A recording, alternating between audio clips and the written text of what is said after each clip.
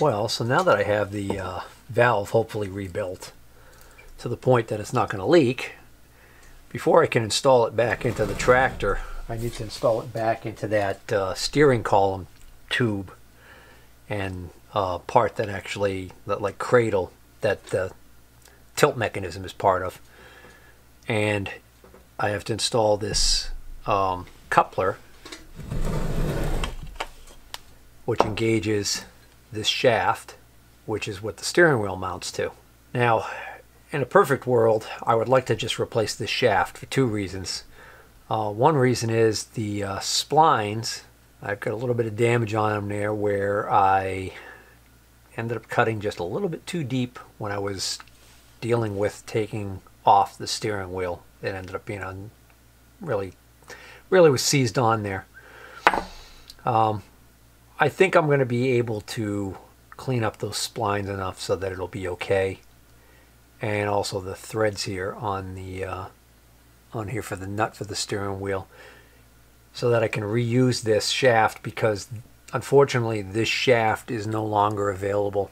You know, if I found a good used one, it would be it'd be tough to find one, and then, you know, who knows how much they would ask for it. Interestingly enough, Midwest Steering is showing that they have shafts for doing this job that this is doing, of coupling from here to a steering wheel.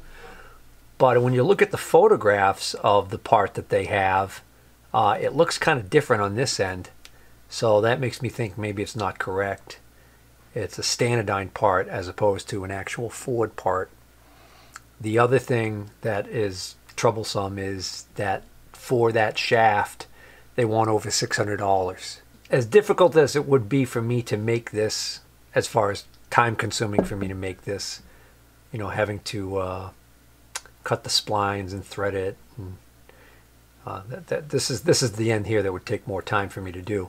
I could do it, and believe me, over $600 for a replacement is plenty of motivation to do it. But I think I'm going to just try and save this one. So if I can clean this up, really the only problem I have is on this end here. This hole is elongated from years of use and rubbing. These holes are no longer round, and so what happens is these pins that go through, you can see that how much play there is in there. Let me see if I can zoom in on that. You can see how much that moves.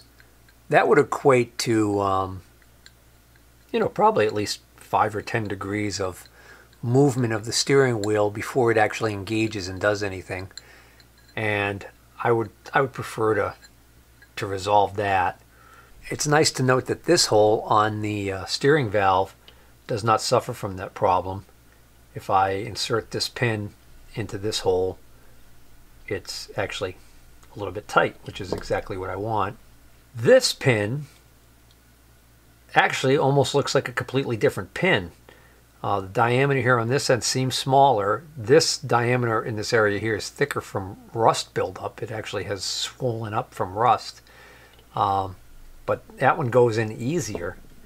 And it just looks wrong. There's something different about it. It's clearly a smaller diameter. If I put this one in through here, it'll drop right through pretty easily. As opposed to this one, it's a little bit more of a press fit. Are the two holes different on the sleeve? This hole might be a tiny bit larger, because it does seem like this larger pin goes through this a little bit easier. And I checked, and they're identical part. These two pins are supposed to be the same part. So I think I'm going to trash this pin and see if I can't find a pin like this.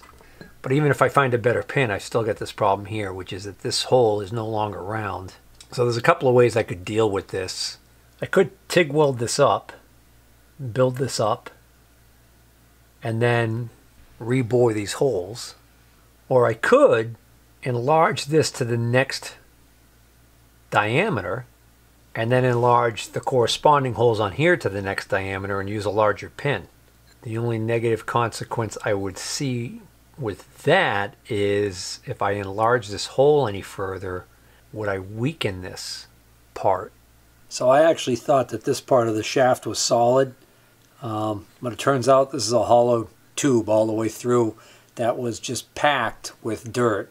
So from years of that steering wheel cap being missing and this being exposed, you know, mud daubers, insects, just plain old dirt, whatever, made its way down there and collected.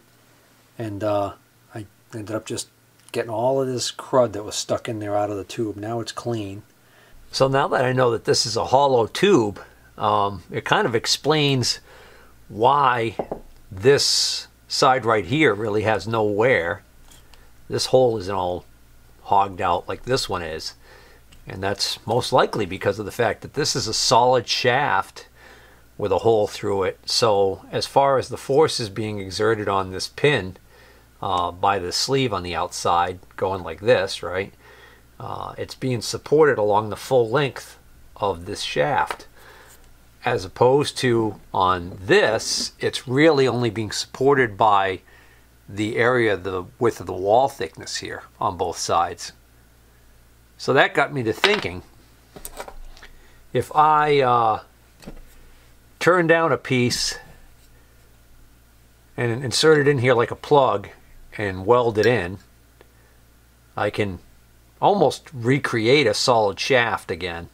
If nothing else, it does actually also make it easier for me to build this back up with TIG weld, because then I don't have to worry about building it up slowly on the edge and worrying about, you know, the molten material dripping down into that void. The plug will basically stop that from happening. So this is actually just a random piece that I found in my scrap, and it's such a close fit that I really don't even think I'm going to do anything to it other than cut it to length, and I'll probably just heat this up a little bit, and I bet you I'll be able to press this right in there. Then I'll TIG weld these holes up, filling them, and then I'll turn it down to the original OD, because I'll probably end up being a little bit proud of that.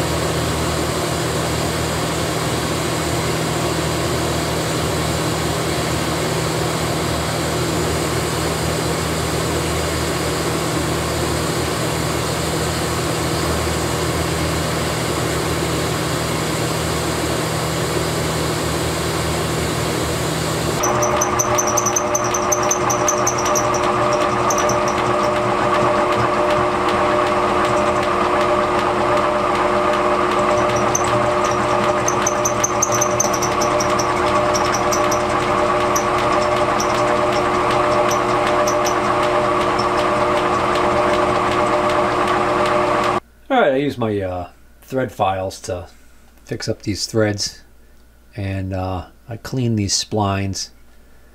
There's one little area of damage on the back side there where I accidentally hit it with the cutoff wheel when I was cutting off that seized on steering wheel hub. This taper is okay, and I turned down this area that I welded up,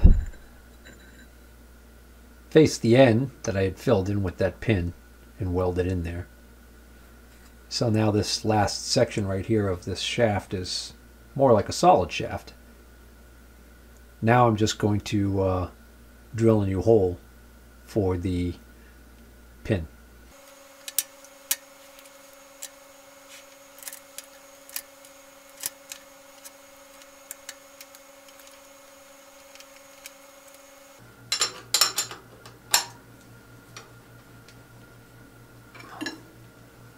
So I have no shortage of ways that I can find the exact center line here of this shaft. Could use an edge finder. That would be an easy way. But one of the simplest ways that I like is this very crude little centering device, it actually, for a job like this, it works really well, and it's darn right quick. So once you set it so that it's pretty perpendicular to the shaft, then it's a matter of just bringing it down and letting it touch off on the shaft, and it will align itself. And if the line doesn't line up, if the two lines right here don't line up, I'm just going to move the hand wheel to make that happen. And then I like to bring it back up and double check. And I actually got to get my glasses on and look at it straight on to avoid parallax error. So I don't know how straight on the camera is right now, but that is actually in perfect alignment right there. So now I'll just lock my tables and I'll get a center drill.